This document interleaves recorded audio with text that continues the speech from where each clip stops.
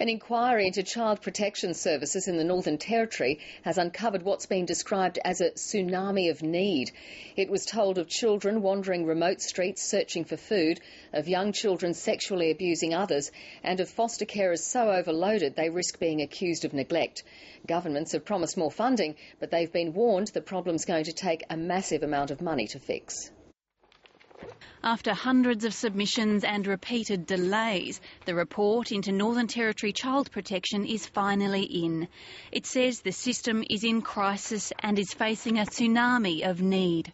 A system that's not working, children that aren't being protected, I guess no support services, no parenting programs. It says child protection staff are working in a system that is set up to fail. It says there are nearly 1,000 cases sitting uninvestigated and the number is climbing. I guess an indication of how overwhelmed the system is, that even when there's an awareness of what the problem is growing. The report makes 147 recommendations designed to get a system that struggles to even remove children from danger and instead give it the capacity to support and help families. Some of the most urgent recommendations: establish support services and put them in the bush, treat and pay foster carers better, and get various government agencies to work together. Outside, people burned by the system rallied to demand that the Territory government not let this report gather dust.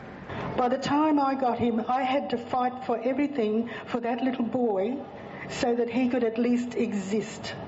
The Territory government was forced into this inquiry when whistleblowers went public with cases showing the department failing to act on warnings of children at risk, including one instance that left a baby with permanent brain damage.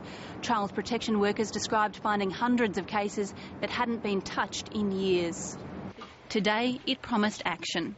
The government has decided this morning to commit an additional $130 million over the next 5 years to support the implementation of the recommendations. The federal government too is promising money. The report's authors and those close to the system hopes the goodwill and the follow-through lasts. Katrina Bolton, ABC News, Darwin.